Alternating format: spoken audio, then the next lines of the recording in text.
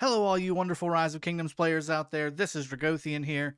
Today, we're going to be talking about a subject that's a little bit, personal, but people ask me this every single week and wanting to know if they should be doing the same thing I'm doing, and it really just depends on who you are. But I wanted to give you an idea of what I buy in the game with the accounts that I've got at the levels that they're at. So people keep asking me, I know you've got 4T5 accounts. How do you spend on them? Things like that. So you can kind of get an idea of what I do to maintain my accounts money wise and supply wise.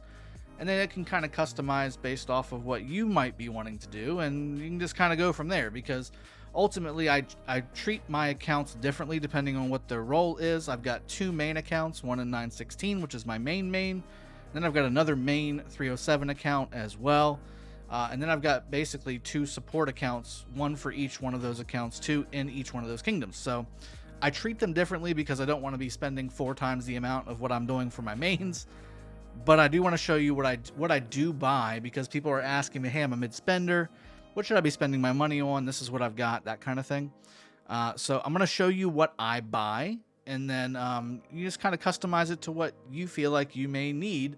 If you're a low spender and you're 20 million power, this may not necessarily apply to you as far as what I do, because I'm more on the end game. I've got top tier gear, I've got top tier commanders, and I've got multiple larger accounts. So it's just it's a little bit of a different thing. But certainly when we're talking about having a war ready fighting account, I just wanted to give you an idea of what exactly you should be looking at when you're looking at getting your gem count up, and then certainly what comes with that with the packs that you buy. So first off, I'm on my main account right now, and again, I spend basically exactly the same on my main like than I do on my main in 307. So I've got main in 307, main in 916. Both accounts basically have the same type of setup. It's just maybe a little bit different commander selection, but as far as the spending I do, it's roughly the same. So every week, and I'm going to be doing this very shortly here in the next maybe stream or so, I'm going to go ahead and purchase Call the Ancients. This is something I buy every 2 weeks, not only because it's great value, but also because you get everything you need from a fighting standpoint. You get training speed ups, you get tons of gems, you get tons of healing speed ups. Don't really necessarily use the 12-hour enhanced defense stuff, but you do get training reserves, and that helps you mass train during training events like, again, MGE, during events like Lord of War, during events like the Zenith event. You want to be stockpiling those up, because ultimately, again, if you're training 2,000 at a time, you're never going to get to keep the Duke buff for long enough to actually make that worthwhile. So you want to have those reserves. And plus, just to save from a carpal tunnel standpoint, you don't want to have to be clicking 80 billion times to be training a large amount of troops. So again, from a fighter standpoint, Call the Ancients is one of the best value bundles in the game for what you get when you get it. You get a ton of gems, and again, you get everything in here resource-wise, and then certainly speed up wise from training and healing standpoint, and you do get some universals as well. Will help you fight more and fight more effectively.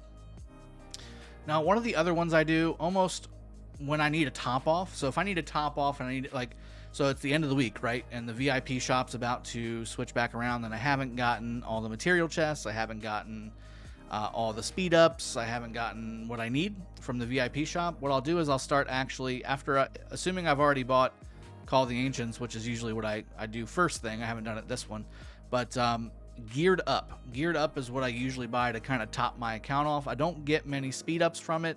It's not 4 speed ups, some resources, but again, not very many. As you can see, for the $5 bundle, you get roughly 750,000 food, whereas say if you were to go War Machine, you get a little more. Not too bad.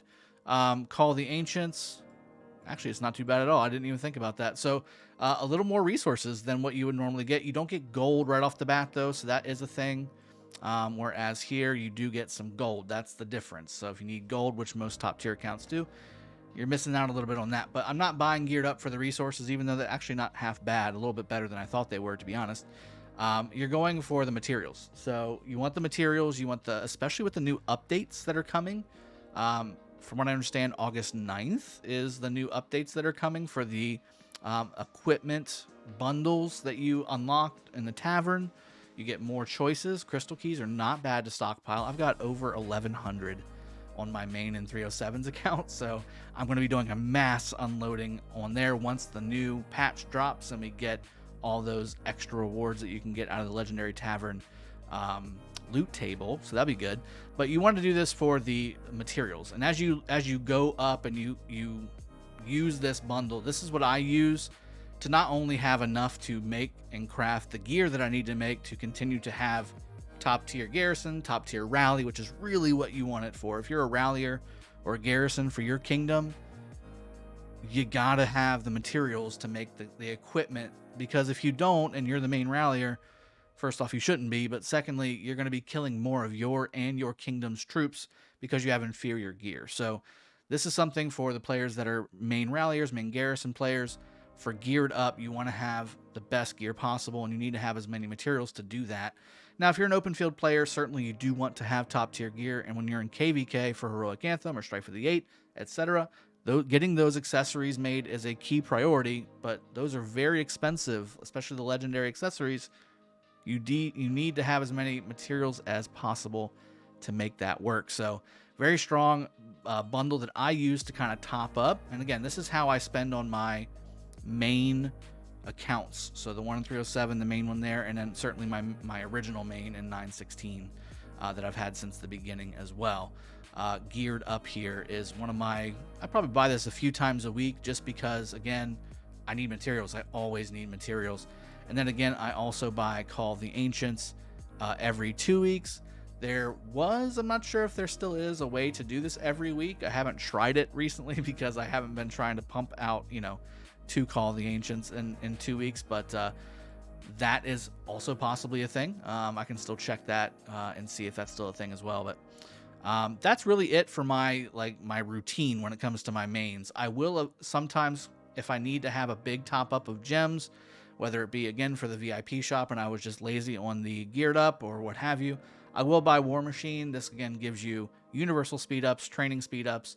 It does give you a bunch of resources and stuff like that, as well as giving you expansions for your army, which is also very beneficial as well, and the troop reserves to boot. You just get more from the Call of the Ancients, which is why I like Call of the Ancients more than I like War Machine. So I usually do that as a last resort when I really just need a bunch of gems, a big influx of gems for different things in the game. Now, what do I do whenever I'm on my other T5 accounts that aren't really main accounts? They're like support accounts. I use them to pump troops into forts and flags and use them to do different things as a king.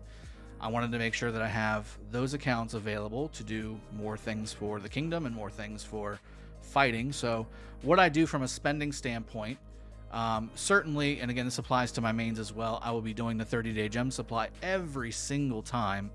And again, something to kind of keep in mind from my mains, I do the gem supply, I do the 7-day speed up supply, and I do the 7-day material supply. These are just too good to pass up. In fact, I need to renew these today as well because they do time out. They're a weekly thing. You have to do them once a week and get those to refresh every week if you wanted to do so. I use this on all of my mains. So my main in 307 and my main in 916 both get this treatment. They get the 30-day gem supply, and then both the speed up and the material 7-day material supply. I keep that rolling at all times. This stuff stacks up a lot quicker than you think it could. If you really want to go a little heavy, you can also do the gold one, but again, it's not as much as it could be. 5.6 million gold over the course of a week is not exactly, it's not exactly that great. But it's something, it's something. That being said, what do I do for my extra T5 accounts? So the 1 in 307 and the 1 in 916 that are T5, but they're not my mains. I definitely always get the 30-day gem supply. I always get the 30-day gem supply on all of my accounts that I actually maintain. But that's more because I'm a king. So for the kingdom, you want to be popping daily kingdom buffs. And that can get very pricey, especially if you only do it on your main. So from an efficiency standpoint, I buy the 30-day gem supply, which is one of the most efficient ways to get gems. You get a 30-day gem supply for $10. It's very, very cheap, and you get almost 20,000 gems.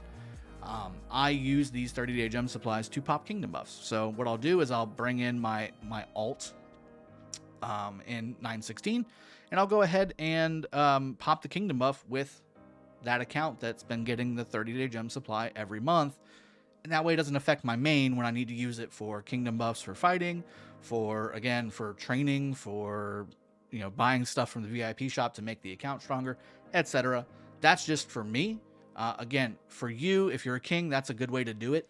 But if not, you don't necessarily need to do that for your alt accounts. And again, for my other accounts, they're just there for training and for supplying the gems for my kingdom. So that's kind of the way that rolls. And again, I get all three of these, the gems, the speed ups, and the materials for my mains, and that's really the best way to do it. I don't buy the limited resource bundle on either one. The other thing that you may want to consider doing if you're a medium spender, and even down to low spender, this is one of the best ways to max out commanders for the most part, but it takes a little bit more time, is to do the daily special offer, especially considering it's only $5 a day now. That brings it down to $150 a month instead of it being $180 a month, which again, if you think about it, that $30 reduction every month now gives you the 30-day gem supply. It also gives you access to the 7-day materials and speed ups as well, and that's basically going to give you almost a month if you take that $30 and put them into those supply depot chests. So very strong value here. And again, you can pick which commander you want to get. Obviously, I wouldn't recommend using this for Ashita or any type of gathering commander, but you can certainly use it for Constantine. This is a great way to max Constantine. That's what I'm doing right now. Tamiris is another great one to use this for. Saladin is a fantastic one to use this for. Edward's not bad to use this for as well if you wanted to do that. If you have Nebu, especially if you have Nebu, you can do Edward Nebu rallies. Not too bad at all there. Alexander, definitely using this for Alexander is not a bad choice at all. Genghis, I think he's lost a little bit of his value just because of how quickly he's targeted and how squishy he is. But at the same time, he's still a really good Cav commander. So if you're a Cav player, not a bad idea to get Genghis maxed. YSG, certainly. I mean, dear God, best commander in the game pretty much. You want to have him maxed out. But if you're at this point, you should definitely already have him maxed out. Charles is a great one to max, although you can get him from gold keys. Richard is a great one to use the daily choice chest for, because any wheel or MGE commander, which I don't think there's any MGE commanders in here. I think these are all wheel commanders or gold chest commanders. Anything you get in the gold chest, I just wouldn't recommend using the daily stuff to buy. You'll eventually max them out. It's just a matter of how much time you spend into the game, how much money you put into the game, and etc. All right, so yeah, I think Constantine's the only MGE commander in here, right? And Tamiris and Saladin. Those are the three. So Saladin, Tamiris, and Constantine are MGE commanders. This is a great way to max MGE commanders, guys, and eventually they will be adding more and more and more as your kingdom ages, and you'll have access to later and later MGE commanders and wheel commanders. Using this is a great way, and probably the cheapest way, honestly, to max one of these commanders if you don't win MGEs regularly. So I think that's about it. I don't spend too much, but what I spend on, I spend on it a lot. Again, geared up, if you do this, a couple times a week, that can be basically $350 a week. Every 2 weeks, going Call of the Ancients, that's basically $750 per month that you're doing that with. And again, if you sprinkle a war machine in there, if you're in KVK and you need to do Conqueror's Will every day, things like that, and then the event things like the Ample Archaeology one, which I haven't bought on my main in 916, but I have bought in my main in 307 to do the hammer event there. I mean, it's just stuff like that. It does add up, but I wanted you guys to know how I spend my money into the accounts that I've got, so you can kind of customize it for what you guys do, because again, I don't know how much you put into the game, if anything, and that's fine. Use what you want to use. How you want to have fun in the game, that's what I recommend doing. If you want to put a little bit of money into it and speed up your progress a bit and get what you need to have the fun the way that you want to have the fun in the game, you do you. You do you. I'm not going to tell you what you should do or have to do or whatever. Just have fun in the game. And that's why I spend, because I don't have, I've got the family and the kids and 100 other things to be doing, right? I don't have the extra time to be on the game 24/7, even though I feel like I really am all the time anyway. I don't have the time, especially with all the accounts that I've got. So I need to augment having all those accounts the way that I want them with putting some money into the game so they get what they need without me having to literally spend 20 hours a day shuffling between all 4 main accounts, plus all the farms that I've got, sending out farms and things like that. So that's what I use it for. Hopefully it's been helpful. If you have any questions, throw it in the comment section below. If you have your favorite bundle, throw that in the comment section below as well. I hope you've enjoyed the video. And again, going to be coming back more regularly here pretty soon. I've had a lot of stuff going on at my house, as well as studio stuff that's changing too. So I'm hoping that you're going to bear with me, guys. I've got some live streaming coming up very shortly as well. But I hope you've enjoyed this video. I'll see you guys next time. Cheers. Have a good one and take care.